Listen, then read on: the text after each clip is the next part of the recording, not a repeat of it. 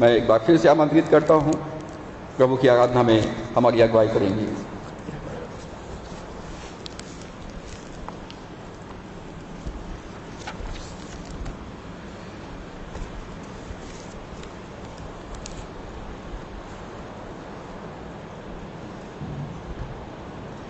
यीशु मेरे साथ है, यीशु मेरे अंदर है, यीशु को मैं पहनी हूँ, मुझ में वो जिंदा है। यीशु मेरे साथ है, यीशु मेरे अंदर है, यीशु को मैं पहनी हूँ, मुझ में वो जिंदा है। यही मेरी ताकत है, या नहीं भूलना है, कभी नहीं भूलना है, कभी नहीं भूलना है। यीशु मेरे साथ है, यीशु मेरे अंदर है, यीशु को मैं पहने हूँ, मुझ में वो जिंदा है। यही मेरी ताकत है, यही नहीं भूलना है, कभी नहीं भूलना है, कभी नहीं भूलना है। जितनी हुकूमतें यीशु के अधीन है, दुनिया की ताकतें यीशु के अधीन है। जितनी हुकूमतें यीशु के अधीन है, दुनिया की ताकतें यीशु के अधीन है। सारी बीमारियां यीशु के अधीन है, आत्मिक शक्तियां यीशु के अधीन है। सारी बीमारियां यीशु के अधीन है, आत्मिक शक्तियां यीशु के अधीन है। यही मेरी ताकत है, या नहीं भूलना है, कभी नहीं भूलना है, कभी नहीं भूलना है। यीशु मेरे साथ है, यीशु मेरे अंदर है, यीशु को मैं पहने हूँ, मुझ में वो जिंदा है। शैतान चालाक है, करता वार है, मसलूब यीशु से वो गया हार है। शैतान चालाक है, करता वार है, मसलूब यीशु से वो गया हार है। छू भी न पाएगा जब कभी वो मुझे, ना डरा पाएगा अब कभी वो मुझे। छू भी न पाएगा अब कभी वो मुझे, ना डरा पाएगा अब कभी वो मुझे। यही मेरी ताकत है, या नहीं भूलना है, कभी नहीं भूलना है, कभी नहीं भूलना है। यीशु मेरे साथ है, यीशु मेरे अंदर है, यीशु को मैं पहने हूँ, मुझ में वो जिंदा है। यीशु मेरे साथ है, यीशु मेरे अंदर है, यीशु को मैं पहने हूँ, मुझ में वो जिंदा है। आइए हम परमेश्वर की महिमा के लिए एक और गीत गाएं। Give thanks with a grateful heart. Give thanks with a grateful heart. Give thanks to the Holy One. Give thanks because His Son, Jesus Christ, His Son. Give thanks with a grateful heart. Give thanks to the Holy One. Give thanks because His Son, Jesus Christ.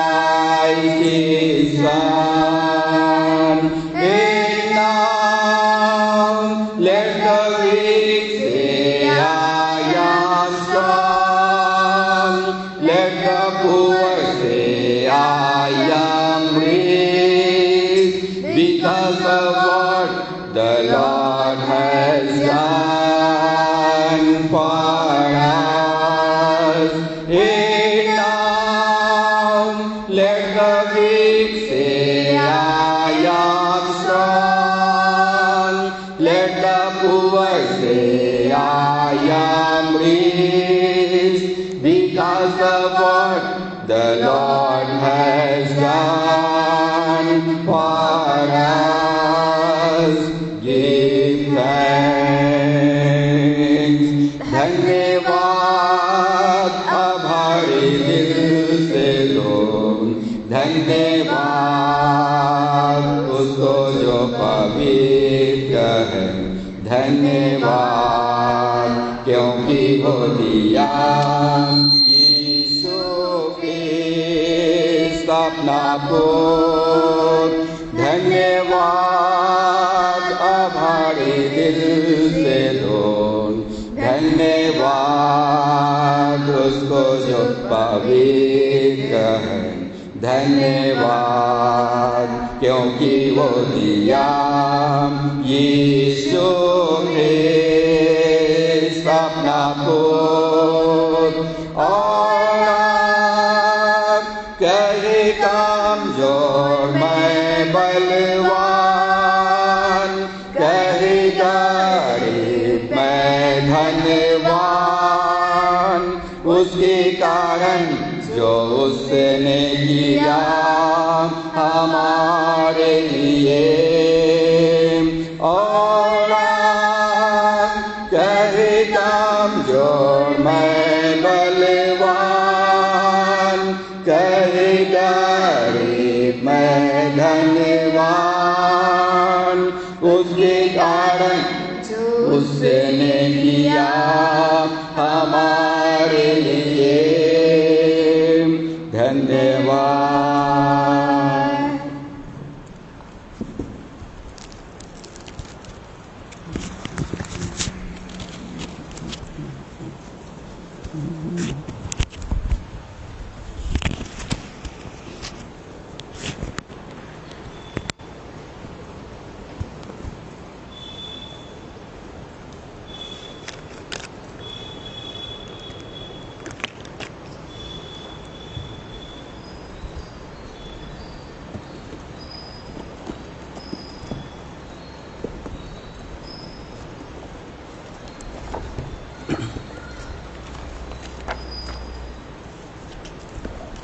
अब समय होगा कि हम अपना ध्यान परमेश्वर की वचन की तरफ लगाएंगे। आज के शिक्षा के लिए हम निकालें उत्पत्ति उसका पहला अध्याय। उत्पत्ति पहला अध्याय और उसका पहला और दूसरा पद। उत्पत्ति की पुस्तक पहला अध्याय उसका पहला और दूसरा पद में इस प्रकार से लिखा है, आदि में परमेश्वर ने आकाश और पृथ्वी की सृष्टि की। दूसरा पद में लिखा है, पृथ्वी बेडौल और सुनसान पड़ी थी और गहरे जल के ऊपर अंधियारा था, तथा परमेश्वर का आत्मा जल के ऊपर मंडराता था। तब परमेश्वर ने कहा, उजियाला हो, तो उजियाला हो गया। आइए हम प्रार्थना करें। सर्वशक्तिमान पिता परमेश्वर, हमारे उद्धारकर्ता प्रभु यीशु के नाम से आपके चरणों में आते हैं।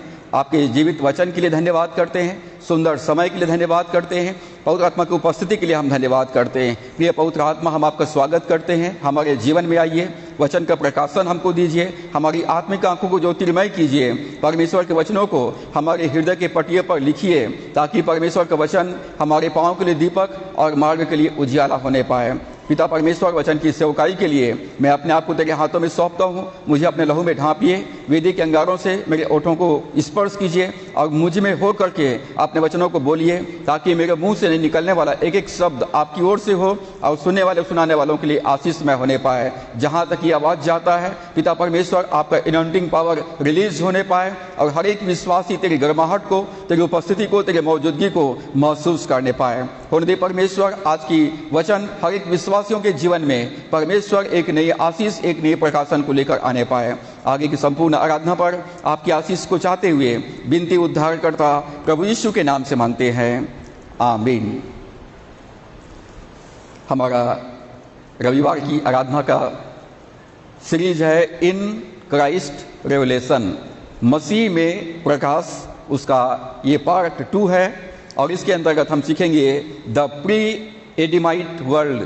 द प्री एडमाइट वर्ल्ड, आदम के पूर्व का संसार। आदम के पूर्व का संसार और आदम के पूर्व जो संसार था उसके बारे में बाइबल में लिखा है, और पृथ्वी बेडौल और सुनसान पड़ी हुई थी। आदम के पूर्व जो संसार था वो फॉर्मलेस एंड एम्प्टी, बेडौल और सुनसान था। और हम पहले पद में पढ़ते हैं, आरंभ में परमेश्वर ने आकाश और पृथ्वी को बनाया। In the beginning there was God. आरंभ में परमेश्वर था, आरंभ में परमेश्वर था। और उसके बाद परमेश्वर ने स्वर्ग को बनाया, स्वर्गों को बनाया, स्वर्गदूतों को बनाया और पृथ्वी को बनाया। और पृथ्वी के बारे में बाइबल में लिखा है, और पृथ्वी सुनसान और बेडौल पड़ी हुई थी। आदम के पूर्व का संसार बेडौल और सुनसान पड़ी हुई थी। आज हम कुछ एक सच्चाइयों को समझने का प्रयत्न करेंगे। बाइबल कभी भी परमेश्वर के अस्तित्व को साबित करने का प्रयत्न नहीं करती। बाइबल विश्वास करती है परमेश्वर है। बाइबल ये विश्वास करती है परमेश्वर है। ये ईश्वर के अस्तित्व पर विश्वास करता है।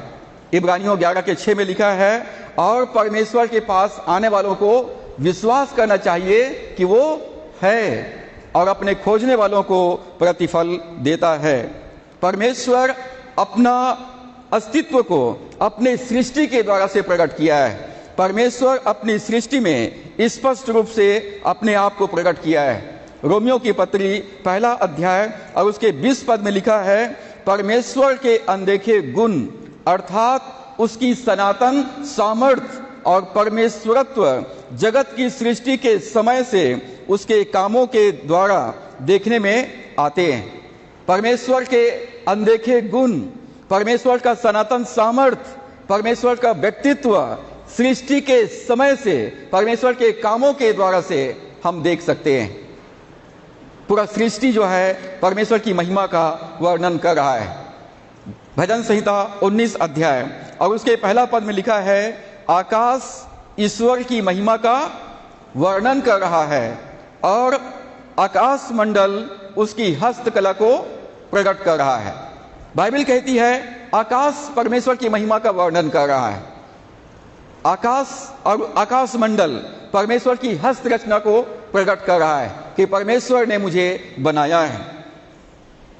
भजन संहिता 34 अध्याय और उसके 1 पद में लिखा है, मूर्ख ने अपने मन में कहा है कोई परमेश्वर है ही नहीं।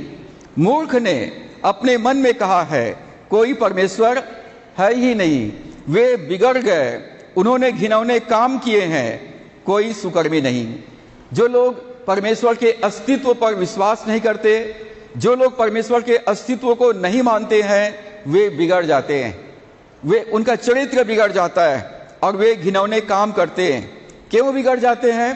क्योंकि उनके जीवन में ईश्वर का भय नहीं।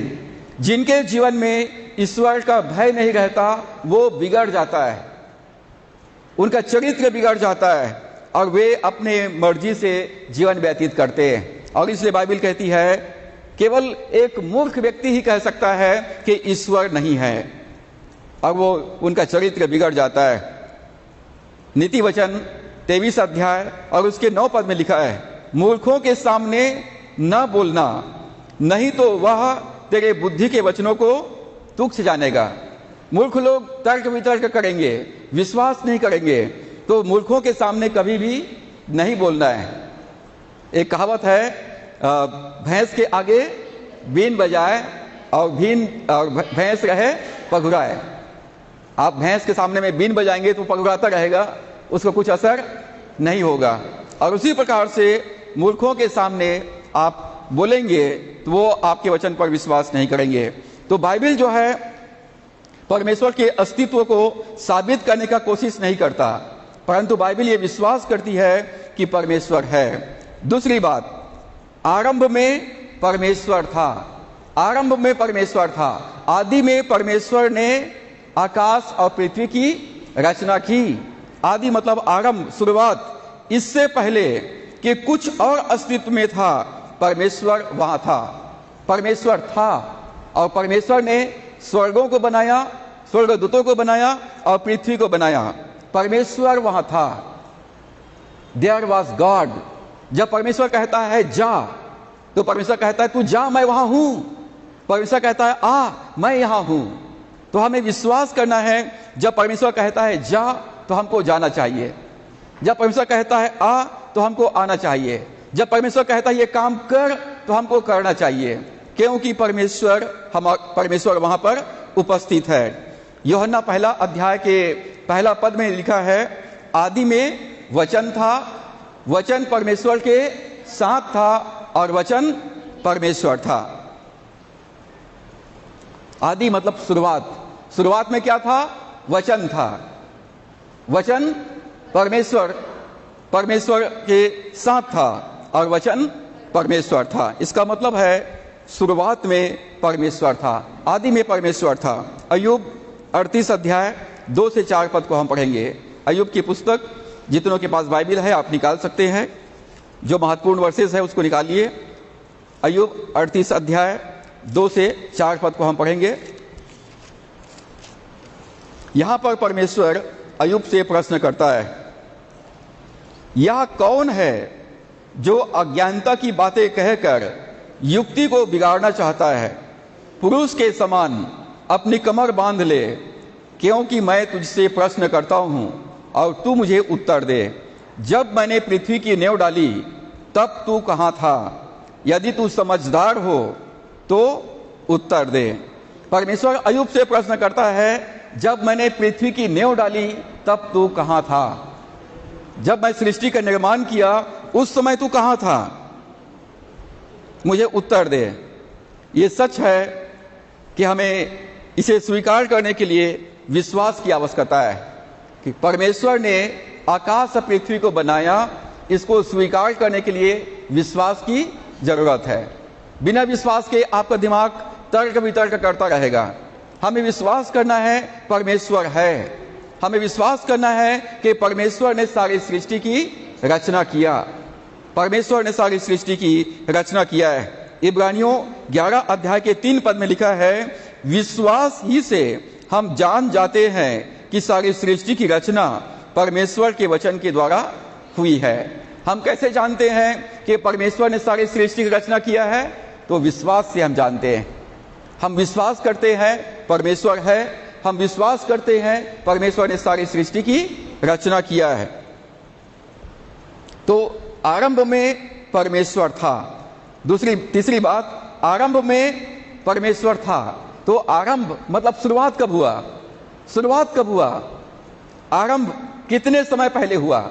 अभी मीटिंग 45 मिनट हो चुका है आरंभ हुए। हम ठीक 10 बजे रविवारी आराधना को आरंभ कर दिए। अभी 45 मिनट हो चुका है। तो सृष्टि की रचना का आरंभ कब हुआ? कब शुरुआत हुआ सृष्टि की रचना? कई बार हम टाइम्स या किसी अन्य पत्रिका में पढ़ते हैं कि पृथ्वी केवल 6000 वर्ष पुरानी है, परंतु ऐसा कुछ भी नहीं है। बाइबल कहती है आरंभ में परमेश्वर ने आकाश और पृथ्वी की रचना की। अब वह कितने समय पहले था इसे वास्तव में कोई नहीं जानता। आरंभ में परमेश्वर ने स्वर्ग और पृथ्वी की रचना कब किया इसको वास्तव में कोई नहीं जानता, कोई भी नहीं जानता। आरंभ में परमेश्वर था। तो परमेश्वर कैसा है? उसके गुण क्या है?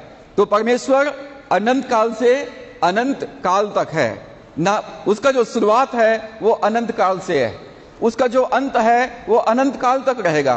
परमेश्वर अनंत कालीन है। अनंत काल, उसको समय के सीमा से नापा नहीं जा सकता है। परमेश्वर अल्फा है और वही ओमेगा है, वही आदि है और वही अंत है। परमेश्वर अनंत काल तक है। दूसरा, परमेश्वर सर्वशक्तिमान है, वो सब कुछ कर सकता है। तीसरा, परमेश्वर सर्वव्यापी है, वो सब जगह उपस्थित है। चौथा, परमेश्वर सर्वज्ञानी है, वो सब कुछ जानता है।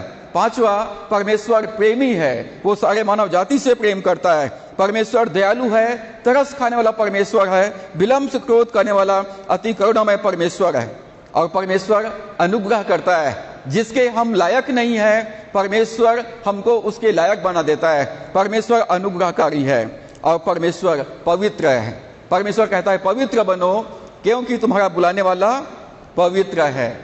बाइबल कहती है परमेश्वर ने आकाश और पृथ्वी की रचना की। God is Elohim, God is Elohim, यह परमेश्वर का बहुवचन रूप है। गॉड इज इलोहिम, इलोहिम का मतलब होता है जीवित परमेश्वर। परमेश्वर का बहुवचन रूप है त्रिएक परमेश्वर। और बाइबल जो है हमें त्रिएक परमेश्वर के बारे में बतलाती है, परमेश्वर पिता, परमेश्वर पुत्र, परमेश्वर पवित्र आत्मा। पांचवी बात, आरंभ में परमेश्वर था, आरंभ में परमेश्वर था। यह बाइबल का उत्पत्ति पहला अध्याय का पहला वचन है। आरंभ में, शुरुआत में परमेश्वर था। बाइबल का विषय वस्तु, पूरे बाइबल का विषय वस्तु क्या है? एक सच्चे और जीवित परमेश्वर, एक सच्चा और जीवित परमेश्वर जो सृष्टि करता है। बाइबल का, पूरे बाइबल का जो विषय वस्तु है, जो कीवर्ड्स है, जो मुख्य बात है, वो है जीवित परमेश्वर जो सृष्टि करता है। उत्पत्ति पहला अध्याय के पहला पद में लिखा है, आदि में परमेश्वर ने स्वर्ग और पृथ्वी की सृष्टि की। और यशायाह 66 अध्याय और उसके पहला पद में लिखा है, स्वर्ग मेरा सिंहासन और पृथ्वी मेरे पांव की चौकी है। जब हम स्वर्ग की बात करते हैं तो 3 स्वर्ग है। पहला वायुमंडल, उसके बाद आकाश मंडल और उसके ऊपर तीसरा स्वर्ग। तो ये वायुमंडल, फिर आकाश मंडल और उसके ऊपर स्वर्ग है। और इतने बड़े परमेश्वर के साथ हम जुड़े हुए हैं। स्वर्ग उसका सिंहासन है, थर्ड हेवन, तीसरा स्वर्ग उसका सिंहासन है। और जिस पृथ्वी पर हम लोग रहते हैं वो पांव की चौकी है, उसके पांव की चौकी। राजा जब सिंहासन पर बैठता है तो उसके नीचे पैर के रखने के लिए एक स्टूल बनाया जाता है छोटा सा। ये पृथ्वी जो है परमेश्वर के पांव की चौकी है। प्रश्न है, स्वर्ग में स्वर्गदूतों को कब बनाया गया? स्वर्ग में स्वर्गदूत कब बनाए गए? बाइबल कहती है आदि में परमेश्वर ने आकाश और पृथ्वी की सृष्टि की। आकाश, हिंदी में आकाश और इंग्लिश में हेवंस, स्वर्गों को बनाया। स्वर्गों को बनाया का मतलब है एक से अधिक स्वर्ग है, स्वर्गों को बनाया। वे वास्तव में परमेश्वर के द्वारा बनाए गए थे। In the beginning God created the heavens and the earth. आरंभ में, शुरुआत में परमेश्वर ने स्वर्गों को बनाया और पृथ्वी को बनाया। कुलुस्सियों पहला अध्याय निकालिए। कुलुस्सियों पहला अध्याय 15, 16 और 17 पद को हम पढ़ेंगे। कुलुस्सियों के पत्री पहला अध्याय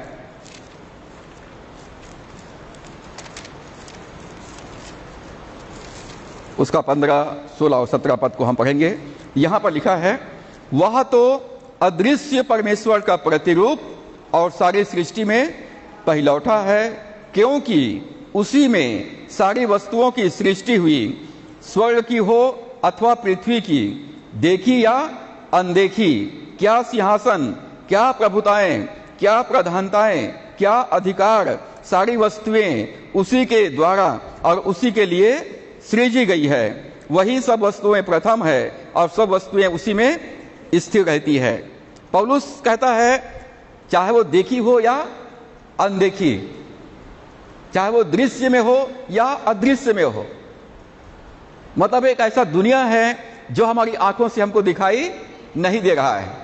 एक भौतिक संसार है और एक आत्मिक संसार है, चाहे वो देखी हो या अनदेखी हो, दृश्य हो या अदृश्य हो, वे सब प्रभु यीशु मसीह के द्वारा से रचा गया है और प्रभु यीशु मसीह के महिमा के लिए रचा गया है। तो यहां पर पौलुस स्वर्ग को आध्यात्मिक क्षेत्र में व्याख्या करता है। आत्मिक क्षेत्र में एक दुनिया है, आत्मिक संसार, अनसीन वर्ल्ड, अदृश्य संसार जो हमारे लिए अदृश्य है। और ये पृथ्वी जो है दृश्य में है। पृथ्वी को इन आंखों से देख सकते हैं, कानों से सुन सकते हैं, नाक से सूंघ सकते हैं, जीभ से चख सकते हैं और अपने बॉडी से स्पर्श कर सकते हैं। ये भौतिक संसार हमारे इंद्रियों के द्वारा से जाना जा सकता है, परंतु स्वर्ग को जो आत्मिक संसार है, हम केवल विश्वास से हम जान सकते हैं। आत्मिक क्षेत्र में है नहम्याह की पुस्तक, नहम्याह 9 अध्याय 6वां पद, भजन संहिता से पहले, अय्यूब से पहले, नहम्याह उसका 9 अध्याय और उसका 6 पद। यहां लिखा है, तू ही अकेला यहोवा है, स्वर्ग वरन सबसे ऊंचे स्वर्ग और उसके सब गण और पृथ्वी और जो कुछ उसमें है और समुद्र और जो कुछ उसमें है, सबों को तू ही ने बनाया और सबों की रक्षा तू ही करता है और स्वर्ग की समस्त सेना तुझी को दंडवत करती है। तो यहाँ पर हम नहम्याह की पुस्तक में पाते हैं, नहम्याह कहता है कि तू ही अकेला यहोवा है, तू ही अकेला सृष्टिकर्ता परमेश्वर है। तो स्वर्ग वरन सबसे ऊंचे स्वर्ग में रहता है और स्वर्ग के गण अर्थात स्वर्ग के सारे स्वर्गदूत परमेश्वर ने बनाया है और पृथ्वी, समुद्र और जो कुछ जीव जंतु है, सब कुछ परमेश्वर ने बनाया है और सारी सृष्टि की रक्षा परमेश्वर करता है। सारी सृष्टि की रक्षा परमेश्वर करता है, क्योंकि परमेश्वर ने हमको सृजा, रचा और बनाया है। यहां पर लिखा है स्वर्गों का स्वर्ग, हेवन ऑफ हेवंस, स्वर्गों का स्वर्ग मतलब एक से अधिक स्वर्ग है। In the place where the host or army of heaven dwells, स्वर्गों के स्वर्ग में जो सेनाओं का प्रधान है, जहां पर असंख्य स्वर्गदूत रहते हैं, उनका जो होस्ट है, उनका जो कमांडर है वो परमेश्वर है और वो स्वर्गों के स्वर्ग में रहता है। वो कहता है स्वर्ग मेरे सिंहासन है और पृथ्वी मेरे पांव की चौकी है। भजन संहिता 121 में दाऊद कहता है, मैं अपनी आंखें पर्वतों की ओर, मतलब बहुत सारे पर्वत है, मतलब बहुत सारे स्वर्ग है, मैं अपनी आंखें पर्वतों की ओर, स्वर्गों की ओर लगाऊंगा। मैं अपनी आंखें पर्वतों की ओर लगाऊंगा। मुझे सहायता कहां से मिलेगी? मुझे सहायता यहोवा की ओर से मिलता है, सृष्टिकर्ता परमेश्वर की ओर से मिलता है, जिसने आकाश को बनाया, स्वर्गों को बनाया, पृथ्वी को बनाया, जिसने मुझको और आपको बनाया है। तो मुझको और आपको सहायता कहां से मिलेगी? सेनाओं के यहोवा की ओर से। तो हमको परमेश्वर को पुकारना चाहिए। नहम्याह उत्पत्ति 1 अध्याय के 1 पद की व्याख्या करता है स्वर्गों के स्वर्ग के रूप में, और ये वो स्थान है जहां स्वर्ग का प्रधान या सेना वास करती है, अर्थात स्वर्गदूत। जो ये वही है जो अनंत काल के लिए परमेश्वर की सेवा करने और परमेश्वर की आराधना करने के लिए बनाए गए हैं। स्वर्गदूत क्यों बनाए गए हैं? परमेश्वर की सेवा करने के लिए और परमेश्वर की आराधना करने के लिए। हम लोग क्यों बनाए गए हैं? परमेश्वर की सेवा करने के लिए और परमेश्वर की आराधना करने के लिए। मनुष्य जो है परमेश्वर ने अपने महिमा के लिए सृजा, रचा और बनाया है।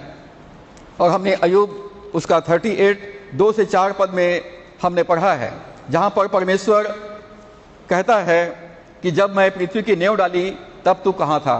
इतने प्रश्न कर रहा है, तो मुझे बता, जब मैं नींव डाला पृथ्वी का तब तू कहां था? अय्यूब 38 4 से 7 पद सिखाता है कि परमेश्वर के स्वर्गदूत संसार के सृष्टि के समय गवाह के रूप में उपस्थित थे। जब परमेश्वर ने पृथ्वी को बनाया, जब परमेश्वर ने मनुष्य जाति को बनाया, तब स्वर्गदूत मौजूद थे। परमेश्वर यहां सृष्टि या पृथ्वी के निर्माण की बात कर रहा है। जब मैंने पृथ्वी की नींव डाली, इसका मतलब परमेश्वर पहले स्वर्ग को बनाया, पृथ्वी को बनाया, और उसके बाद लिखा है बाइबल में पृथ्वी बेडौल और सुनसान पड़ी हुई थी, और उसके बाद फिर से परमेश्वर ने पृथ्वी का निर्माण किया, पृथ्वी का फिर से नींव डाला। परमेश्वर यहाँ सृष्टि या पृथ्वी के निर्माण की बात कर रहा है, और वो अय्यूब से पूछता है, तू कहाँ था जब मैंने यह सब किया? परमेश्वर अय्यूब को याद दिला रहा था कि वो सृष्टि करता है। हमारे जीवन में बहुत सारे प्रश्न आते हैं, बहुत सारे प्रॉब्लम्स जब आता है, समस्याएं आती है, तो हम पूछते हैं परमेश्वर ये सब क्यों हो रहा है? परमेश्वर हमारा सृष्टि करता है और हमारे बारे में वो सब कुछ जानता है। हमें विश्वास करना है कि सेनाओं का प्रधान परमेश्वर है और वो मेरा रक्षा करने वाला है। मुझको सहायता सेनाओं के यहोवा की ओर से मिलता है, हमें उस पर विश्वास करना है।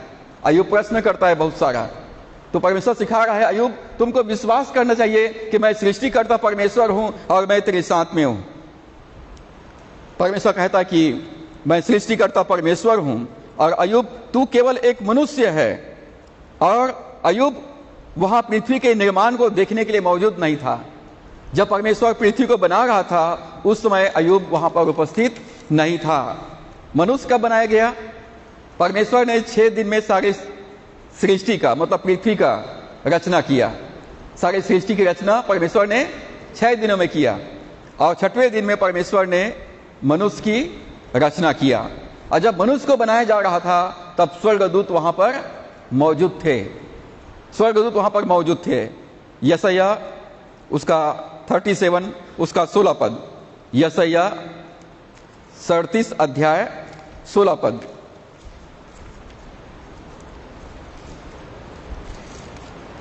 यशायाह नबी की पुस्तक 37 उसका 16 पद में लिखा है, हे सेनाओं के यहोवा, हे करूबों पर विराजमान इस्राएल के परमेश्वर, पृथ्वी के सब राज्यों के ऊपर केवल तू ही परमेश्वर है। आकाश और पृथ्वी को तू ही ने बनाया है।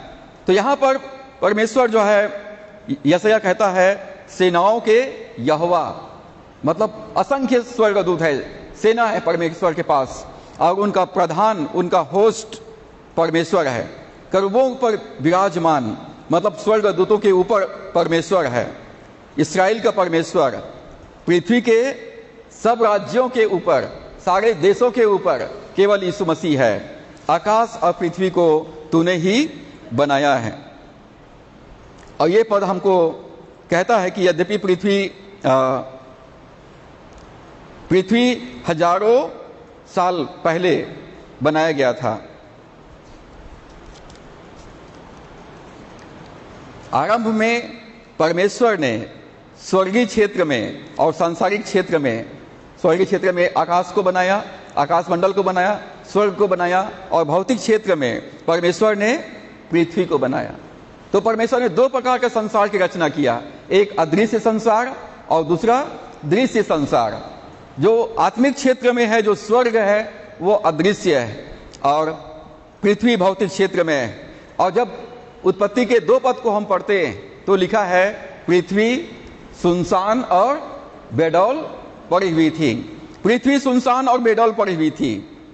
पृथ्वी सुनसान और बेडौल लंबे समय से था, हजारों लाखों वर्ष से पृथ्वी सुनसान और बेडौल पड़ी हुई थी और गहरे जल के ऊपर परमेश्वर का आत्मा मंडराता था।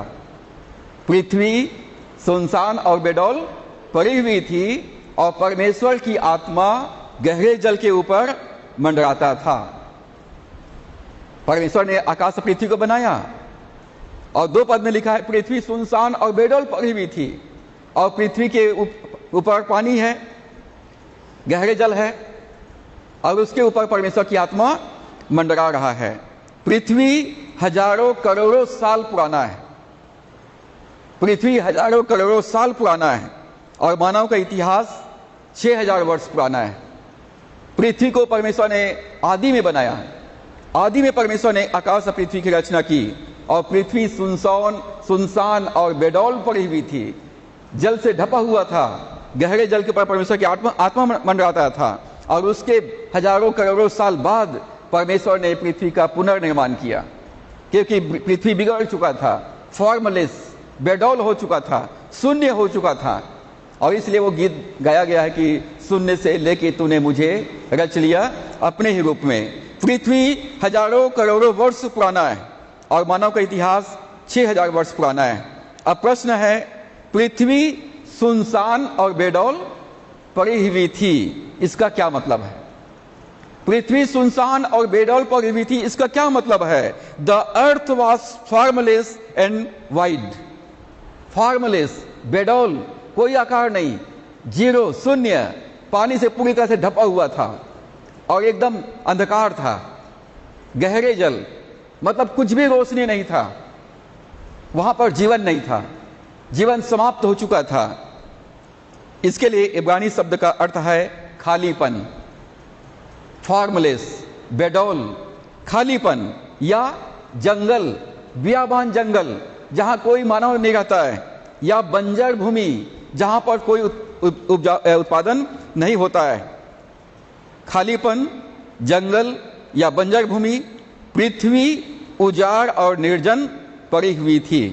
चलिए बाइबल में निकालते हैं यशायाह 45:18 पद। यशायाह नबी की पुस्तक उसका 45 अध्याय उसका 18 पद। यहां लिखा है, क्योंकि यहोवा जो आकाश का सृजनहार है वही परमेश्वर है। बाइबल हमको बार बार ये बता रहा है, परमेश्वर जो स्वर्ग का रचना करने वाला है वही परमेश्वर है। उसी ने पृथ्वी को रचा और बनाया है। जिसने स्वर्ग को बनाया उसने पृथ्वी को बनाया और उसी ने उसको स्थिर किया है, इस्टेब्लिश किया है। कई बार लोग अपने जीवन में अस्थिर रहते हैं, कहीं भी टिक नहीं पाते हैं, तो परमेश्वर से प्रार्थना करें, परमेश्वर तू स्वर्ग को बनाया, तूने पृथ्वी को बनाया, तूने पृथ्वी को स्थिर किया है, तो मुझको भी स्थिर कर, मुझको भी स्टेब्लिश कर। मैं कब तक भटकता रहूंगा, कब तक मैं यहाँ वहां आता जाता रहूंगा, मुझको स्टेब्लिश कर। परमेश्वर आपको स्थिर करेगा, आपके जीवन की आवश्यकताओं को पूरा करके परमेश्वर स्थिर करेगा। रचा, बनाया और उसने स्थिर किया। उसने उसे सुनसान रहने के लिए नहीं परंतु बसने के लिए रचा है। परमेश्वर ने पृथ्वी को क्यों बनाया था? सुनसान रहने के लिए नहीं, बसने के लिए, इसमें जीने के लिए परमेश्वर ने पृथ्वी को बनाया था, ताकि इसमें जीव जंतु रहे, ताकि इसमें मानव जाति निवास करे। परमेश्वर पृथ्वी को सुनसान और बेडौल नहीं बनाया था। परमेश्वर ने पृथ्वी को अच्छा बनाया था, सुंदर बनाया था, निवास करने के लिए बनाया था। और वही यो कहता है, मैं यहोवा हूं, मेरे सिवाय और कोई दूसरा और कोई नहीं है। यह पद कहता है, पृथ्वी पहले खाली था, फॉर्मलेस था, बेडौल था, सुनसान था। यह परमेश्वर का उद्देश्य नहीं था।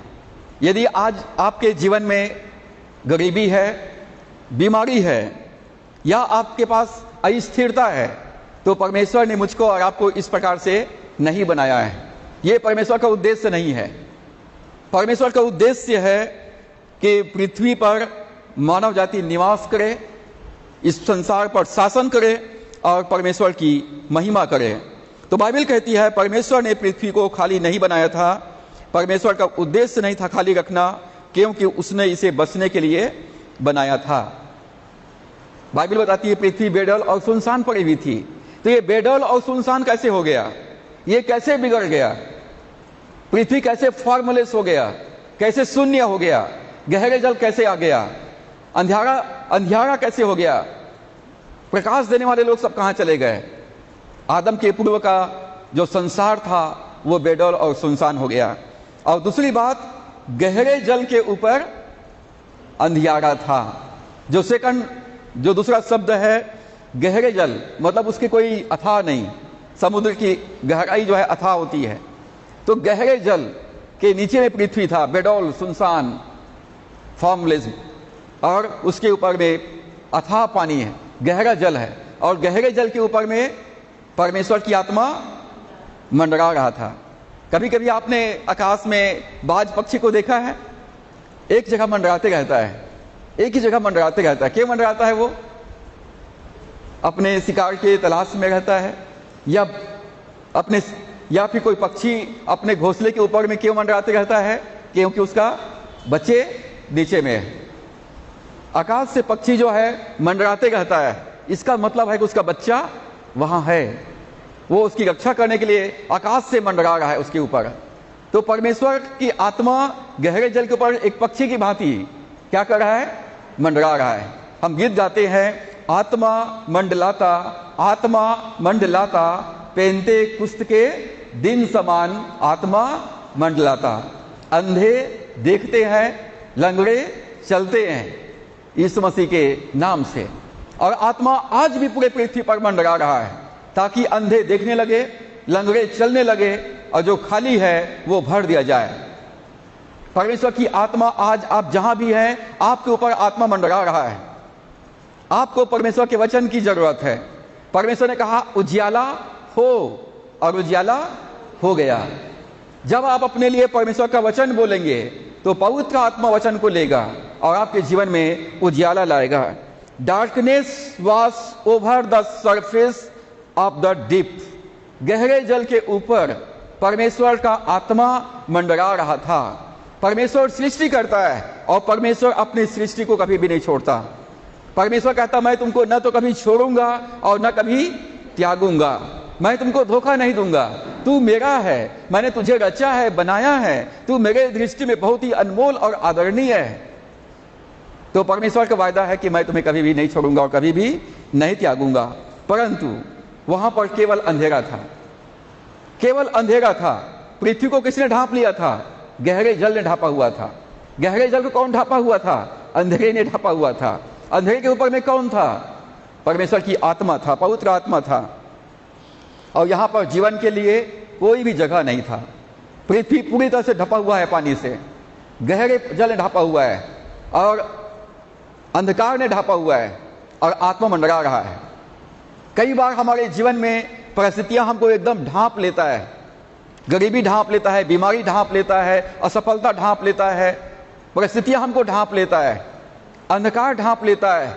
जैसे ठंड के दिनों में आप लोग अपने आप को रजाई कंबल से पूरा ढांप लेते हैं और उसी प्रकार से परिस्थितियां एकदम से हमको दबा देता है, ढांप देता है। तो ऐसी परिस्थिति में आपको क्या करना है? परमेश्वर का वचन को बोलना है। परमेश्वर ने वचन बोला उजियाला हो, और उजियाला हो गया, अंधकार गायब। परमेश्वर ने कहा पृथ्वी का जल एक जगह इकट्ठा हो जाए, तो पृथ्वी का जल क्या हुआ? एक जगह इकट्ठा हो गया, अब पृथ्वी दिखाई देने लगा। परमेश्वर ने जल को समुद्र कहा और सूखे स्थान को भूमि कहा। और उसी प्रकार से जब आप वचन बोलेंगे तो परिस्थितियां आपको ढांप के नहीं रख सकती। अपने लिए, अपने परिवार के लिए, अपने मित्रों के लिए परमेश्वर का वचन बोलिए, भविष्यवाणी कीजिए, डिक्लेयर कीजिए, और परमेश्वर का वचन मेरे और आपके जीवन में काम करेगा। यहां पर जीवन के लिए कोई जगह उपयुक्त नहीं था और अभी तक मनुष्य के लिए कोई भी वातावरण अनुकूल नहीं था। तीसरा प्रश्न है परमेश्वर का आत्मा मंडराता था, इसका क्या मतलब है? परमेश्वर का आत्मा मंडरा रहा था, इसका क्या मतलब है? The spirit of God was moving over the surface of the waters. गहरे जल के ऊपर परमेश्वर का आत्मा मंडराता है। मंडलाना ये एक पक्षी का तस्वीर है, ये चित्र एक पक्षी का है जो अपने बच्चे की रक्षा के लिए अपने घोंसले के ऊपर में फड़फड़ाते रहता है, मंडराते रहता है, ताकि जीवन को आगे लाया जा सके। छोटे बच्चों को, नवजात बच्चों को यदि उनको देखभाल न किया जाए तो वो मर जाएंगे। यदि उनको बचाना है तो उनकी जो माँ है या उनके जो गार्जियन है उनको पूरे समय अपने छोटे बच्चों की देखभाल करना पड़ता है। जब परमेश्वर ने आकाश को बनाया, पृथ्वी को बनाया, तो परमेश्वर पृथ्वी को छोड़ा नहीं। बेडौल और सुनसान हो गया था, गहरे जल ने ढांप लिया था, अंधकार छाया हुआ था, परंतु परमेश्वर की आत्मा अभी भी मंडरा रहा है। निर्गमन माफ करेंगे, व्यवस्था विवरण 32वां अध्याय, व्यवस्था विवरण 32वां अध्याय, व्यवस्था विवरण 32 अध्याय और उसका 11वां पद। यहां लिखा है जैसे उकाब अपने घोंसले को हिला हिला कर अपने बच्चों के ऊपर मंडलाता है, वैसे ही उसने अपने पंख फैलाकर उसको अपने पैरों पर उठा लिया। ये मूसा का गीत है और मूसा अपने पिछले जीवन को याद करता है जब परमेश्वर इस्राएलियों को मिस्र देश से निकाल करके लाया। परमेश्वर दिन में बादल के खंभे बनकर और रात में अग्नि के खंभे बनकर अपने प्रजा के साथ में रहता था। खाने के लिए उनको मन्ना दिया, बटेर दिया, पीने के लिए चट्टान से पानी परमेश्वर ने दिया, और परमेश्वर अपने प्रजा के साथ में रहा। जैसा उकाब पक्षी अपने घोंसले के ऊपर मंडलाता है, वैसा ही परमेश्वर अपने पंख फैलाए हुए अपने पैरों पर अपने पंख को उठाकर अब ढांपे रहता है। तो हमको प्रतिदिन परमेश्वर के उपस्थिति को महसूस करने की आवश्यकता है। और परमेश्वर ने वायदा किया है, मैं तुम्हें कभी भी नहीं छोड़ूंगा और कभी भी नहीं त्यागूंगा। परमेश्वर अपने पंख को फैला देता है, जैसा उकाब पक्षी जो है अपने बच्चों को अपने पंख में ढांप लेती है, या मुर्गी अपने बच्चों को अपने पंख फैला देती है, बच्चे उनके पंख में आके सुरक्षित महसूस करते हैं और वैसी दौड़ करके परमेश्वर के पास में आए। उत्पत्ति पहला अध्याय पहला पद और उत्पत्ति पहला अध्याय 2 पद, चलिए सबको निकालिए, एक बार फिर से पढ़ते हैं। क्या लिखा है पहला पद में, एक साथ पढ़ेंगे।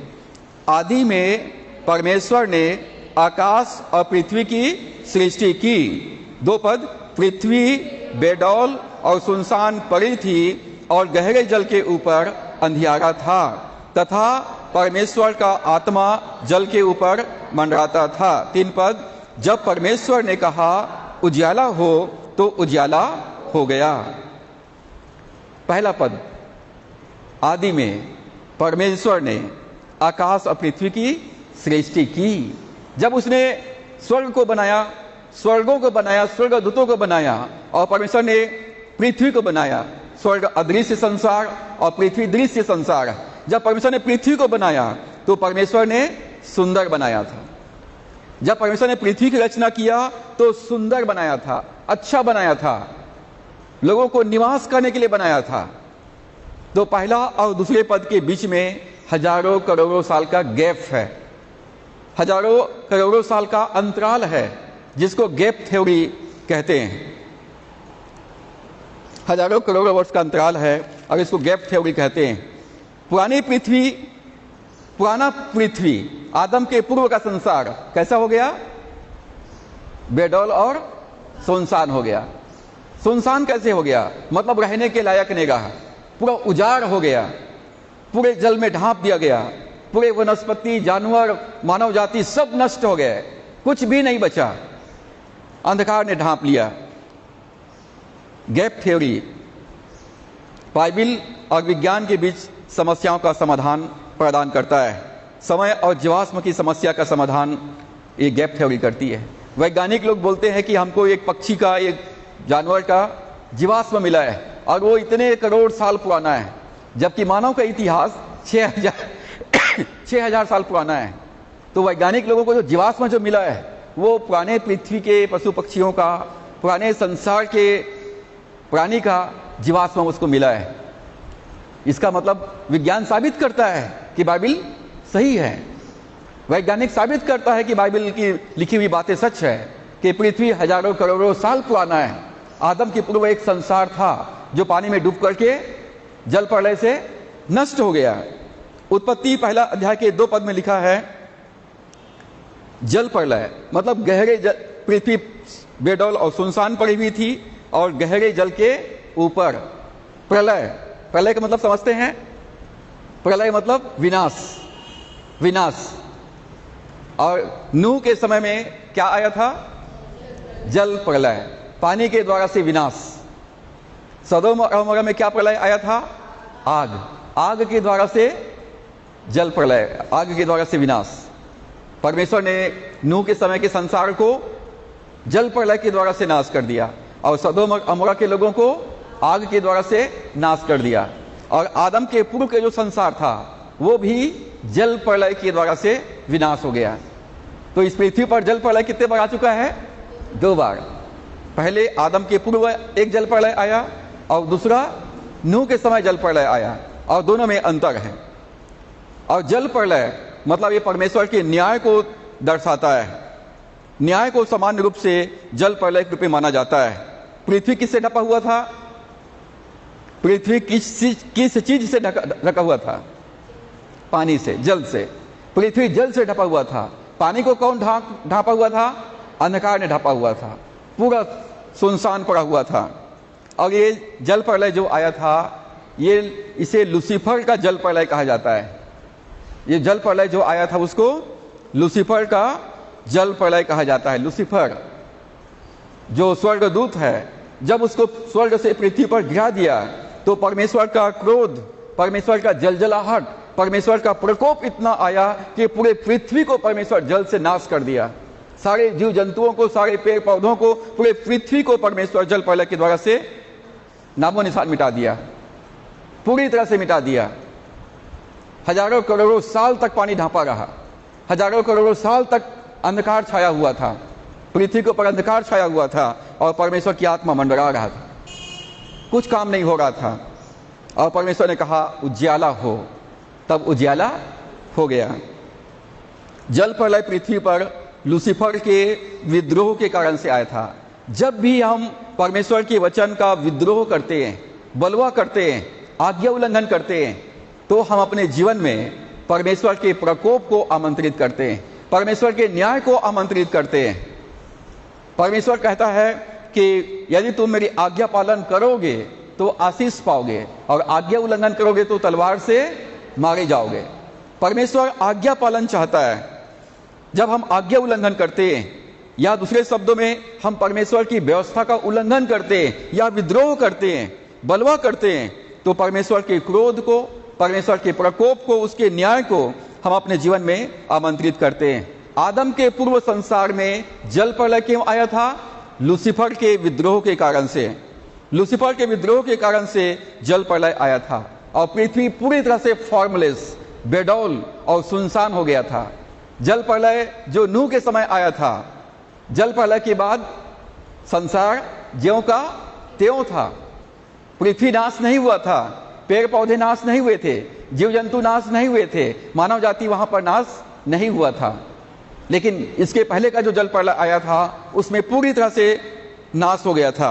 ये जल प्रलय नूह के जल प्रलय से कहीं अधिक विनाशकारी था और बहुत अधिक लंबे समय तक ये जल प्रलय बना रहा, क्योंकि जब पानी में पूरा संसार डूबा रहेगा हजारों करोड़ों साल तक, तो सब चीज पानी में क्या हो जाएगा? नष्ट हो जाएगा, कुछ भी नहीं बच पाएगा। वनस्पति भी नष्ट हो गई थी। उत्पत्ति 2 अध्याय 4 और 5 पद। उत्पत्ति 2 अध्याय 4 और 5 पद को पढ़ेंगे। यहां लिखा है, आकाश और पृथ्वी की उत्पत्ति का वृतांत यह है कि जब वे उत्पन्न हुए, अर्थात जिस दिन यहोवा परमेश्वर ने पृथ्वी और आकाश को बनाया, तब मैदान का कोई पौधा भूमि पर न था। जब परमेश्वर ने पृथ्वी को और आकाश को बनाया तो क्या था? वहां पर कोई भी पौधा नहीं था। इसका मतलब पहले पौधा था, इसका मतलब पहले पौधा था, वनस्पति था। जब परमेश्वर ने फिर से पृथ्वी को, पानी को अलग अलग किया, पृथ्वी के पानी को अलग अलग किया, तब पृथ्वी पर कोई पौधा नहीं था। मैदान का कोई छोटा पेड़ और ना मैदान का कोई छोटा पेड़ उगा था, क्योंकि यहोवा परमेश्वर ने पृथ्वी पर जल नहीं बरसाया था और भूमि पर खेती करने के लिए मनुष्य भी नहीं था। इसका मतलब मानव जाति पहले वाले पृथ्वी में भी था। आदम के पूर्व संसार में मानव जाति था, पेड़ पौधे थे, पशु पक्षियां था, लेकिन वो जल प्रलय के द्वारा से पूरी तरह से नाश हो गया।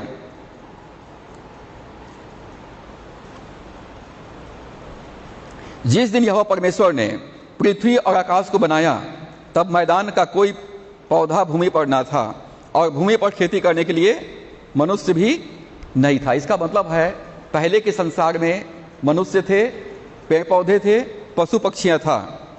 यिर्मयाह 4 अध्याय 23 से 26 पद, सब कोई निकालिए। यिर्मयाह 4 अध्याय 23 से 26।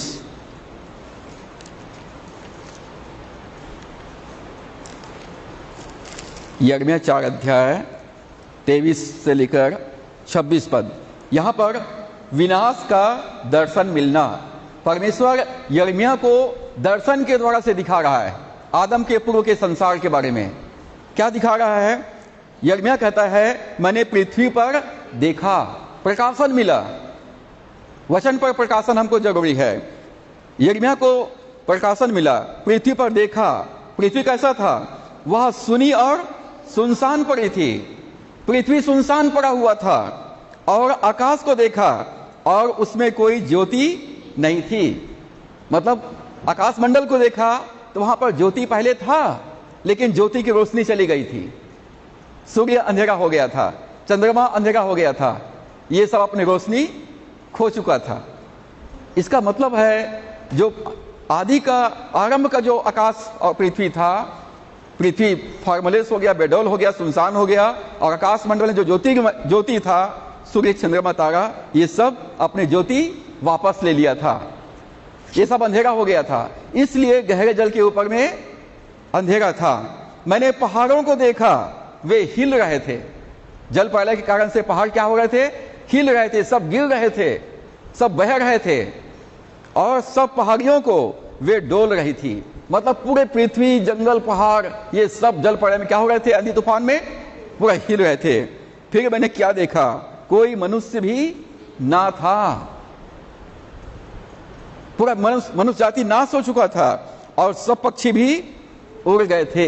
मतलब पक्षी थे, जिसको डायनासोर्स जो आप लोग देखते हैं अभी, मतलब उस समय का जो पक्षी था वो डायनासोर्स जैसे बड़े बड़े पक्षी थे, जो आज के लिए हमारे लिए वो एक कौतूहल, एक आश्चर्य वाली बात है। लेकिन उस समय के संसार में जो मनुष्य जाति थे, शायद वो दानव के जैसे रहे होंगे, शायद बड़े बलशाली रहे होंगे। उस समय के पक्षी डायनासोर्स जैसे रहे होंगे। कोई मनुष्य नहीं था, सब पक्षी उड़ गए थे। फिर मैं क्या देखता हूं? यहोवा के प्रताप और उस भड़के हुए प्रकोप के कारण उपजाऊ देश, जंगल और सारे नगर खंडहर हो गए थे। नगर मतलब शहर था, पूरे शहर के शहर खंडहर हो गए, पूरे नगर के नगर उजाड़ हो गए परमेश्वर के प्रकोप के कारण, क्योंकि यहोवा ने यह बताया, सारा देश उजाड़ हो जाएगा, तो भी मैं उसका अंत ना कर डालूंगा। तो यहां पर यिर्मयाह को दर्शन में परमेश्वर ने दिखाया कि वहां पर पृथ्वी सुनसान, सुनी और सुनसान थी, आकाश में कोई ज्योति नहीं था, पहाड़ सब हिल रहे थे, कोई मनुष्य नहीं था, पक्षी उड़ गए थे, और ये सब कुछ परमेश्वर के प्रकोप की वजह से आया। परमेश्वर का क्रोध क्यों आया? परमेश्वर का जलजलाहट क्यों आया? परमेश्वर का न्याय पृथ्वी पर क्यों आया? तो इस पृथ्वी पर लूसीफर रहता था, लूसीफर राज करता था। लूसीफर कौन है? स्वर्गदूत। स्वर्गदूत इस पृथ्वी पर राज करता था, लेकिन वो स्वर्ग में चढ़ाई कर दिया। मैं स्वर्ग में चढ़ूंगा, मैं अपना सिंहासन वहां बनाऊंगा, मैं परमेश्वर के समान हो जाऊंगा। तब परमेश्वर ने स्वर्ग से पृथ्वी पर गिराया, पृथ्वी को, जो लूसीफर का साम्राज्य था, पूरी तरह से क्या कर दिया? नष्ट कर दिया। जिस संसार में हम लोग रहते हैं, वो वास्तव में वो पहले शैतान लूसीफर का था, लूसीफर राज करता था। परमेश्वर ने आदम को दे दिया, तो लूसीफर इस बात से बड़ा नाराज हो गया, और आज भी वो अपना राज स्थापित करने के लिए प्रयत्न लगा हुआ है। तो ये आदम के पूर्व का संसार है। जल प्रलय जब दूसरी बार आया पृथ्वी पर, उत्पत्ति 6 अध्याय से 9 अध्याय तक पढ़ते हैं, जल प्रलय नूह के समय। नूह के समय जल प्रलय में पृथ्वी पर पानी कितने दिन तक रहा? 40 दिन और 40 रात तक पानी गिरा। उसके बाद पानी गिरना बंद हो गया और पूरा पृथ्वी जलमग्न हो गया था। ठीक है, माउंट एवरेस्ट जो दुनिया का सबसे ऊंचा पहाड़ है, वहां पर घोंगी और क्या बोलते शंख, ये सब वहां पर मिलता है। इसका मतलब यहाँ पर एक बाढ़ आया हुआ था और पानी उतना ऊंचाइयों पर था। ये वैज्ञानिक रूप से प्रूफ हो चुका है कि इसी पृथ्वी पर इतना जल प्रलय आया था, इतना पानी आया था, बाढ़ आया था कि माउंट एवरेस्ट तक डूबा हुआ था। और उस पानी के ऊपर में नूह जहाज में तैर रहा था, और जहाज में सारे जीव जंतु, और कितने लोग थे उसमें? कितने आदमी, कितने पुरुष, कितने लोग? कितने लोग थे? 8 लोग। नूह, उसके 3 बेटे और उसके पत्नी और उसके 3 बहुएं, 8 प्राणी जहाज में सुरक्षित थे। और हर एक जानवर सब जोड़े जोड़े में वहां पर रखे गए थे। तो नूह के समय पानी जो है 1 साल 17 दिन तक था। नूह जहाज में कितने दिन तक था? 1 साल 17 दिन तक था। और उसके बाद जब जहाज से बाहर निकला तो सब कुछ पहले के समान था। मतलब पृथ्वी नाश नहीं हुआ, पूरे मनुष्य नाश नहीं हुए, सारे जीव जंतु नाश नहीं हुए। लेकिन उत्पत्ति 2 पद में लिखा है, पृथ्वी सुनसान और बेडौल पड़ी हुई थी, गहरे जल के ऊपर अंधियारा था। उत्पत्ति 1 के 2 में पृथ्वी न केवल जल प्रलय के द्वारा से नाश हो गया था, परंतु पूरी तरह से अंधकार हो गया था। तो ज्योति देने वाले लोग कहाँ चले गए? सूर्य चंद्रमा कहाँ चले गए? क्योंकि अंधकार ने ढांपा हुआ था। सूर्य, चंद्रमा और तारागण से परमेश्वर ने अपना प्रकाश वापस ले लिया। सूर्य, चंद्रमा और तारागण के प्रकाश को परमेश्वर ने वापस ले लिया, और जिसके कारण पूरी समय अंधकार था, कोई ऊर्जा नहीं था वहां पर। पूरा पृथ्वी के सारे जीव जंतु नष्ट हो गए, जीवन समाप्त हो गया। केवल पृथ्वी को ही श्रापित नहीं हुआ, पृथ्वी को ही श्रापित या बाढ़ग्रस्त और अंधकार से भरा गया था, परंतु आकाश ज्यों का त्यों था। आकाश को नाश नहीं किया गया, स्वर्गों को नाश नहीं किया गया। स्वर्ग की रचना परमेश्वर ने पुनः नहीं किया, केवल पृथ्वी को बनाया। पृथ्वी की रचना परमेश्वर ने किया, लेकिन स्वर्ग पहले से ही था।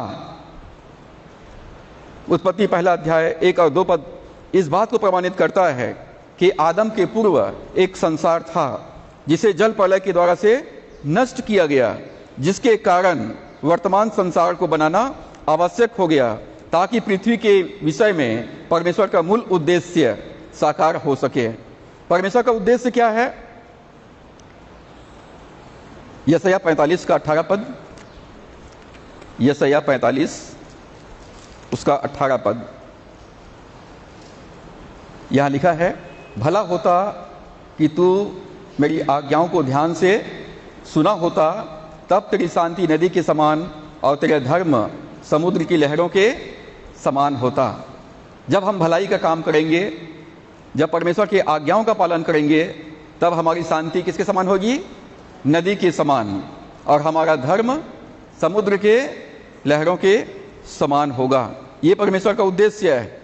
अब उत्पत्ति पहला अध्याय के पहला पद और उत्पत्ति पहला अध्याय के 2 पद के बीच में अंतर है।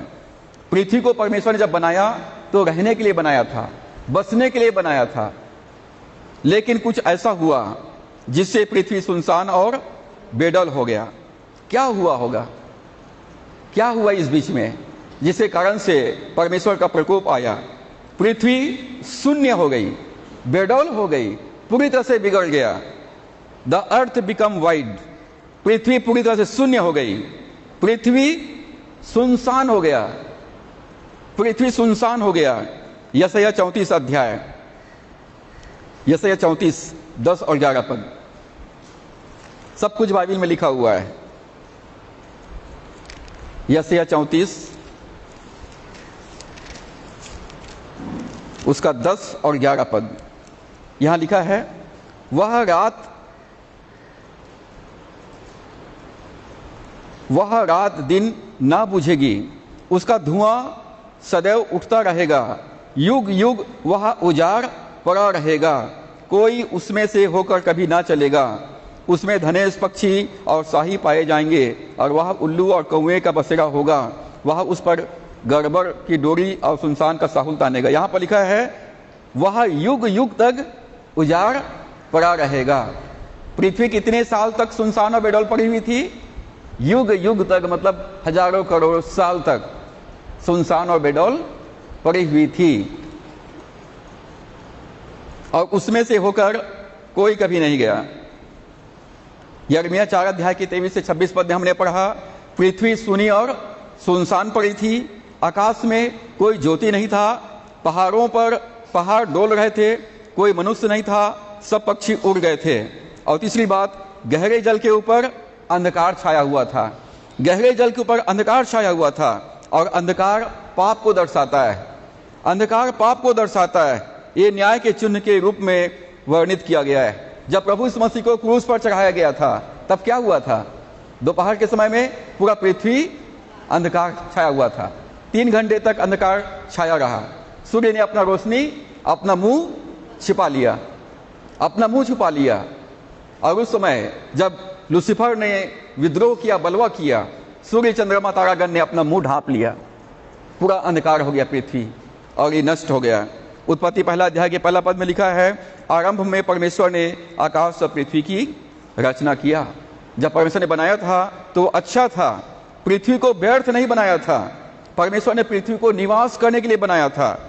यशायाह 24 के पहला पद में, पहला पद को पढ़ेंगे, यशायाह 24 का पहला पद। सुनो, यहोवा पृथ्वी को निर्जन और सुनसान करने पर है, वह उसको उलटकर उसके रहने वालों को तितर बितर करेगा। यहाँ पर परमेश्वर ने यशायाह को भी दर्शन के द्वारा से दिखाया। परमेश्वर पृथ्वी को निर्जन, मतलब वहाँ पर कोई रहने वाला नहीं होगा, और सुनसान करने पर है। परमेश्वर पृथ्वी को सुनसान कर दिया। और यिर्मयाह 4 अध्याय 23 से 26 में लिखा है, परमेश्वर के न्याय या जलजलाहट के परिणाम स्वरूप पृथ्वी पर जल प्रलय आया और पृथ्वी सुनसान और बेडौल हो गई। लूसीफर कौन से बगीचा में रहता था? कौन से पर्वत पर रहता था? अदन की बाग में रहता था। अदन उसका नाम है, अदन की बाग। ये यहेजकेल 28 अध्याय 13 से 18 पद में लिखा है, लूसीफर परमेश्वर के अदन नामक बाग में रहता था। और परमेश्वर ने उसके बाद आदम के लिए भी सेम बगीचा को आदम को दे दिया। जो लूसीफर का था सब किसको दे दिया? आदम को दे दिया। अब तो यहाँ का शासक है, इसलिए शैतान हम लोगों से घृणा करता है। ये सब मेरा है, ये मेरा राज्य है, मैं यहाँ राज कर चुका हूँ, अब तू राज कर रहा है, अब वो हमसे छीनने का प्रयास करता है। आज लूसीफर अदन नाम पर्वत पर रहता था। स्वर्गदूत का पतन कैसे हुआ? यशायाह 14 अध्याय 12 से 15 पद में लिखा है, हे भोर के चमकने वाले तारे, तू कैसे आकाश से गिर पड़ा है? तू जो जाति जाति को हरा देता था, तू अब कैसे काट कर भूमि पर गिरा दिया गया है। लूसीफर इसी पृथ्वी पर शासन कर चुका था। वो स्वर्ग में चढ़ गया और स्वर्ग में अपना सिंहासन रखना चाहता था, तो परमेश्वर ने स्वर्ग से पृथ्वी पर वापस उसको गिरा दिया और पृथ्वी को नाश कर दिया। परमेश्वर ने शैतान का साम्राज्य, लूसीफर का साम्राज्य को खत्म कर दिया। और इसलिए लूसीफर चूंकि आत्मा है, वो भटक रहा है और अपना निवास स्थान ढूंढ रहा है। परमेश्वर ने उसके लिए नरक को बना के रखा है, आग की झील को बना के रखा हुआ है, वहां पर डाल दिया जाएगा।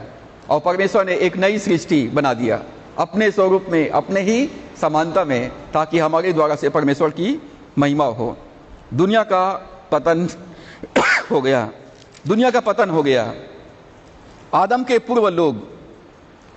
पूर्व लोग थे और गैप सिद्धांतवादी, जो लोग इस गैप थ्योरी को विश्वास करते हैं, वो कहते हैं कि आदम के पहले मानव प्राणी मौजूद था।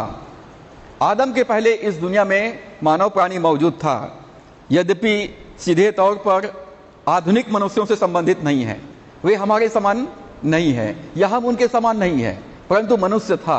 वो हमसे कुछ डिफरेंट्स थे, परंतु मानव जाति थे जिनका जीवाश्म आज भी पाया जाता है।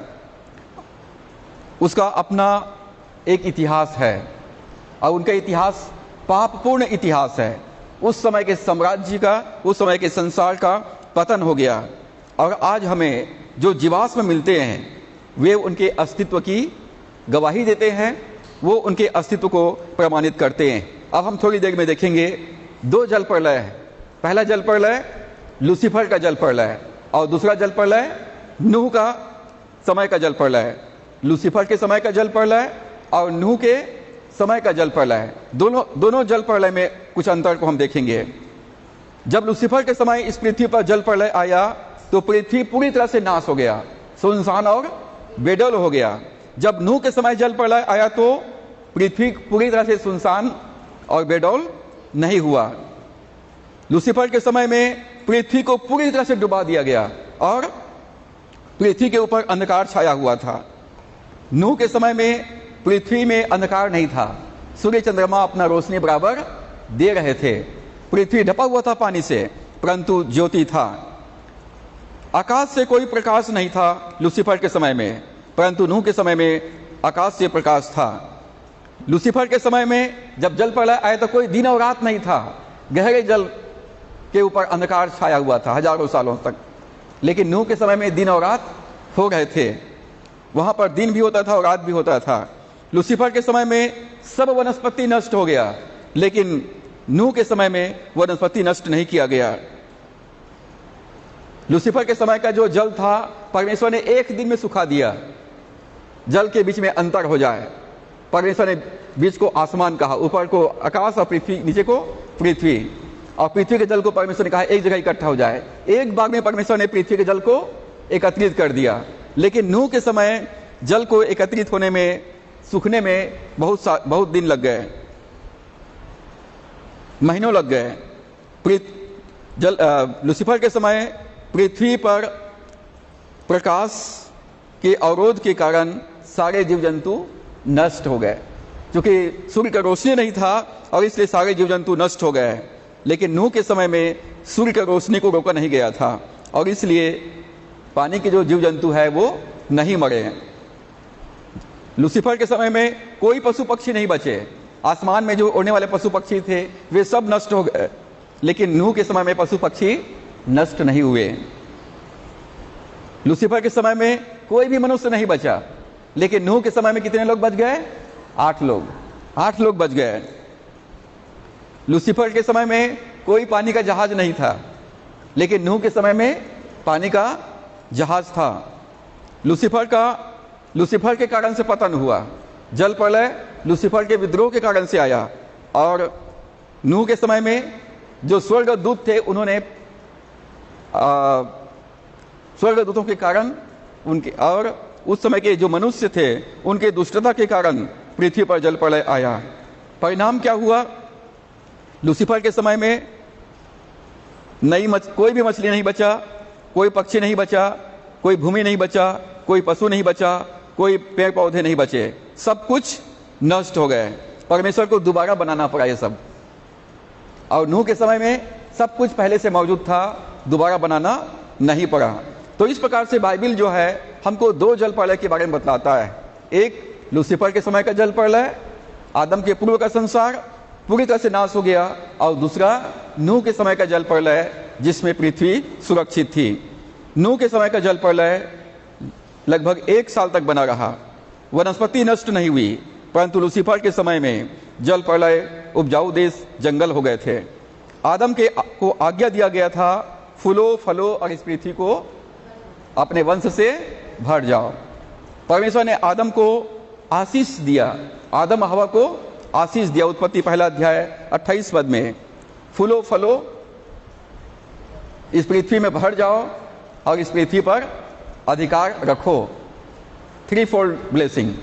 पहला उनको बढ़ना था, मल्टीप्लाई होना था, फूलना फलना था, बढ़ोतरी करना था। दूसरा उनको मल्टीप्लाई होना था, गुणात्मक रीति से बढ़ना था। फूलो फलो, पृथ्वी को अपने वंश से भर दो और इस पृथ्वी पर अधिकार रखो। पहले कौन अधिकार रखता था? लूसीफर। पहले इस पृथ्वी पर लूसीफर राज कर चुका था। अब परमेश्वर ने इस पृथ्वी का अधिकार किसको दे दिया? आदम को दे दिया। और हमको परमेश्वर ने आशीष दिया है कि फूलना है, फलना है और बढ़ना है, अधिकार रखना है। लूसीफर का पतन आदम को रचे जाने से पहले हो चुका था। मनुष्य के रचना से पहले लूसीफर का पतन हो चुका था। अब लूसीफर कौन है? तो इंग्लिश में बोलेंगे फॉलन एंजल्स, हिंदी में बोलेंगे तो पतित स्वर्गदूत। वो शैतान है, वही दुष्ट है, और वही अजगर पुराना सांप है, और वही बालजबूल है, और वही जो है दुष्ट आत्मा है, वही बुरी आत्मा है। वो परमेश्वर और मनुष्य का बैरी है लूसीफर, और वो हमारे जीवन में राज करना चाहता है, हमारे जीवन को बेडौल करना चाहता है, हमारे जीवन को सुनसान करना चाहता है, हमारे जीवन में अंधकार लाना चाहता है। और जब आप कहेंगे यीशु मसीह मेरा ज्योति, मेरा उद्धार है, तो आपके जीवन में ज्योति और उद्धार आ जाएगा। लूसीफर आदम काल के पूर्व पृथ्वी पर शासन कर चुका था, परंतु स्वर्ग पर आक्रमण किया और स्वर्ग से पृथ्वी पर गिरा दिया गया था। अब परमेश्वर के क्रोध के कारण से पूरा दुनिया नष्ट हो गया। और यदि आज भी हम परमेश्वर का आज्ञा पालन नहीं करेंगे, आज भी हम बलवा और विद्रोह करेंगे, तो हमारे जीवन में परमेश्वर का क्रोध, परमेश्वर का न्याय आएगा और शैतान पूरी तरह से हमको इस संसार की पाप से, बुराई से, कंगालीपन से ढांप के रख लेगा। और यदि ऐसी परिस्थिति में आप फंसे हुए हैं तो आपको वचन बोलना है। कैसे वचन बोलना है? भजन संहिता 27 पहला पद, इसी को बोल के समाप्त करूंगा मैं। भजन 27 पहला पद।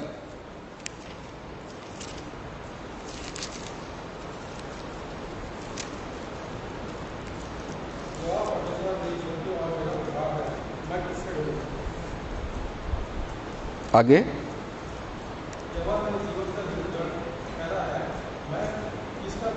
बस जब आपको परिस्थितियां ढांप ले तब आपको सिंपल वचन बोलना है। क्या बोलना है? यहोवा परमेश्वर मेरी ज्योति है, मेरा उद्धार है, मैं किससे डरूं? यहोवा मेरे जीवन का दृढ़ ठहरा है, मैं किसका भय खाऊं? आपको वचन बोलना है। परमेश्वर ने कहा उजियाला हो, और उजियाला हो गया। और आने वाले दिनों में हम सीखेंगे लूसीफर के बारे में, द फॉलन एंजल्स, स्वर्ग से निकाला गया पतित स्वर्गदूत। हम अगले भाग में जो पार्ट 3 होगा इन क्राइस्ट रेवलेशन का, इसमें हम सीखेंगे लूसीफर द फॉलन एंजल्स। परमेश्वर हमारी सहायता करे कि परमेश्वर हमारे उद्धार और हमारी ज्योति है, और इसलिए हमको डरना नहीं है, घबराना नहीं है, और इस पृथ्वी पर, इस संसार में हमको राज्य करना है परमेश्वर के साथ। सो परमेश्वर अपने वचनों के द्वारा से हम सबों को आशीष प्रदान करें। हम इस समय परमेश्वर की महिमा के लिए गीत नंबर 392 392 की नंबर गीत हम गाएंगे, और अपना भेंट हम प्रभु को सामने आकर समर्पित करेंगे।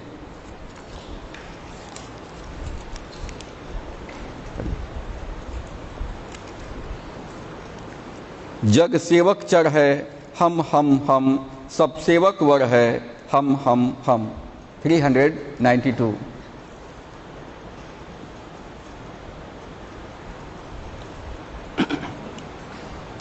जग सेवक चर है, हम सब सेवक वर है, हम जग सेवक चर है, हम सब सेवक वर है, हम सेवक चर है, सेवक वह है, सुचिताशील दया की घर है, सेवक चर है, सेवक वह है, सुचिताशील दया के घर है, सेवा में रहते तत्पर है, करते हर दम श्रम, जग सेवक चर है, हम सब सेवक वर है, हम कष्ट कहीं पर जो सुन पावे, सुनते ही एकदम वाधावे, कष्ट कहीं पर जो सुन पावे, सुनते ही एकदम वाधावे, जो कुछ कर सके मदद पहुँचावे, मुस्तैदी से हम जग सेवक चर है, हम सब सेवक वर है, हम जग सेवक चर है, हम सब सेवक वर है, हम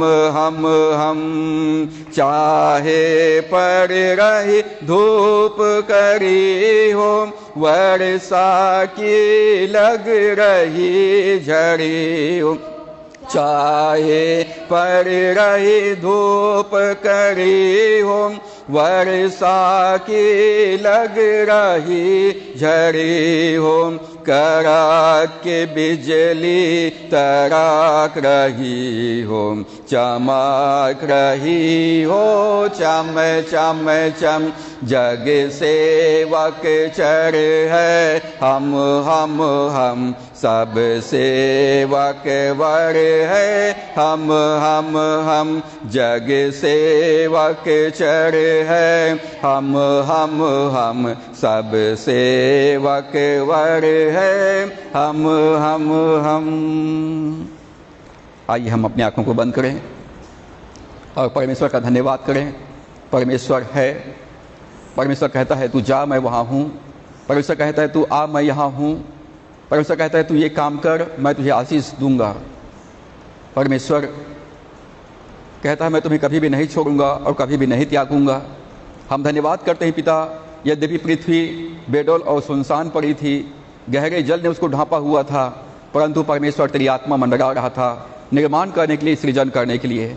जबकि आज मानव जाति के जीवन में पाप का अंधकार है, पिता परमेश्वर अज्ञानता का अंधकार ने ढापा हुआ है और प्रभु आपकी आत्मा पूरी पृथ्वी के ऊपर मंडरा रहा है।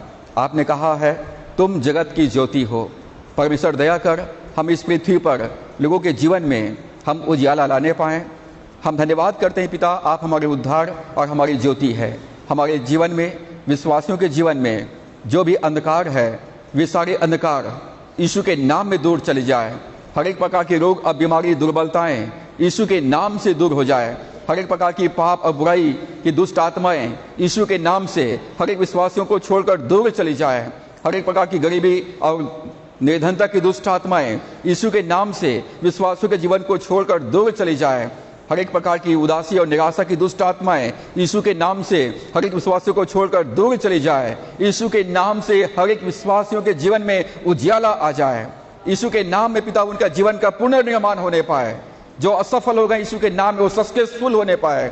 जो पिता परमेश्वर फ्रूटलेस है, फलहीन है, वो यीशु मसीह के नाम से फ्रूटफुल हो जाए। और जो पिता अपने जीवन में आज तक सक्सेस नहीं हो पाए, वो यीशु मसीह के नाम से वो बढ़ोतरी करने पाए और उन गुणात्मक रीति से बढ़ने पाए। जो लोग आज तक पिता परिस्थितियों से दबे हुए, यीशु मसीह के नाम से वो अपने परिस्थितियों से उठने पाए और पिता अपने जीवन में अपने आशीष को प्राप्त करके परमेश्वर आपकी ओर से राज करने वाला बन सके। पवित्र आत्मा, हम आपका धन्यवाद करते हैं। प्रभु यीशु, तेरा राज्य हर एक विश्वासियों के जीवन में आए। शैतान के सारे बंधन को, सारे श्राप को हम यीशु के नाम से तोड़ते हैं। शैतान के राज्य यीशु के नाम से हर एक विश्वासियों के जीवन में नष्ट हो जाए। हम धन्यवाद करते प्रभु यीशु मसीह, आपने शैतान के कामों को नाश करने के लिए आया है। हम धन्यवाद करते प्रभु, आप हमको जीवन देने के लिए और बहुतायत का जीवन देने के लिए आया है। हर एक विश्वासियों की आत्मा को, उनके प्राण को, उनके शरीर को, उनके परिवार को, उनके बच्चों को, उनके माता पिता, उनके भाई बहनों को परमेश्वर यीशु मसीह के नाम में उनके जीवन में उजाला आ जाए, चंगाई आ जाए, उनके जीवन में भरपूरी आ जाए, आनंद और शांति आ जाए, उनके जीवन का पुनर्निर्माण होने पाए। जो लोग गिर गए हैं पिता परमेश्वर, वो यीशु मसीह के नाम से उठकर फिर से चलने पाए। पिता परमेश्वर, हम दुआ करते हैं इस कलीसिया में प्रभु एक बड़ी आत्मिक बेदारी को परमेश्वर तो भेज, ताकि अंधे देखने पाए, लंगड़े चलने पाए, बहरे सुनने पाए, मुर्दे जिलाए जाए और परमेश्वर हर एक लोग आपके पुनरुत्थान का जीवित गवाह बनने पाए। हम धन्यवाद करते हैं पिता, हमारे जीवन का उजियाला तू है, हमारे दीपक को तू जलाता है परमेश्वर। हम आपको धन्यवाद करते हैं। जो वचन रूपी बीज बोया गया है, हर एक के जीवन में 30 गुना, 60 गुना और 100 गुना तक फल लाने पाए। बलवा करने वाली, विद्रोह करने वाली दुष्ट आत्माएं हर एक विश्वासियों के जीवन से यीशु के नाम में दूर चले जाए, ताकि हर एक मसीह विश्वासी परमेश्वर नम्रता पूर्वक तेरे वचन को ग्रहण करने पाए और तेरे आज्ञाकारी होकर तेरी महिमा करने पाए। पिता परमेश्वर, जो आशीषें आपने हमको दिया है उसमें से थोड़ा सा हिस्सा आपके राज्य के विस्तार के लिए आपके सम्मुख लाए हैं। इन भेंटों को और धन्यवाद के भेंटों को आप ग्रहण करें, इसको आशीषित करें और अपने महिमा के लिए पिता इसको इस्तेमाल करें। होने दे पिता, इसके द्वारा से आपके राज्य की बढ़ती हो और अनेक आत्माएं इसके द्वारा से बचाई जा सके।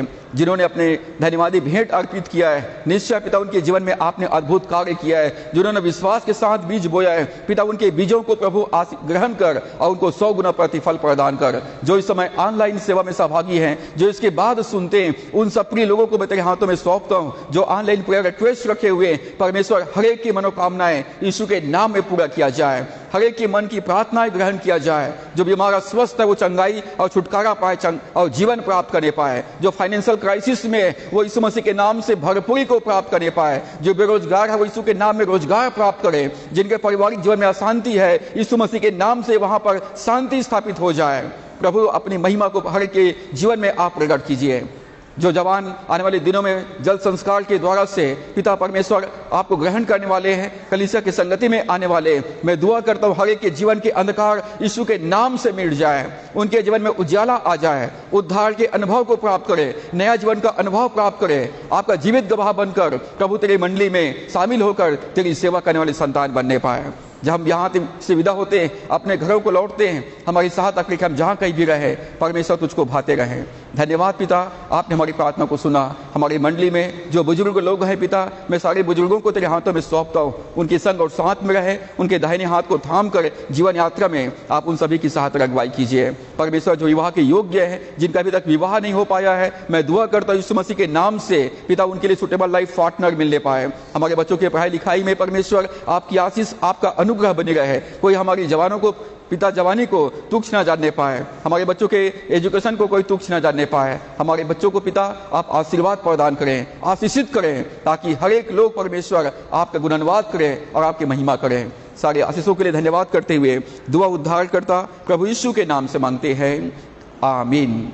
अब हमारे परमेश्वर पिता का प्रेम, प्रभु यीशु मसीह का अनुग्रह, पवित्र आत्मा की संगति, सहभागिता, वचन को सुनने वाले, मानने वाले हर एक विश्वासियों के जीवन में अब से लेकर युगान युग तक होती रहे, आमीन। मुझ में यीशु की शोभा दिखाई दे, उसका अद्भुत प्यार और सब निर्मलता, हे तू आत्मा पवित्र कर शुद्ध मेरा चरित, मुझ में यीशु की शोभा दिखाई दे, आमीन, आमीन। प्रभु आप सबको आशीष दे। आप सबको जय मसीह की।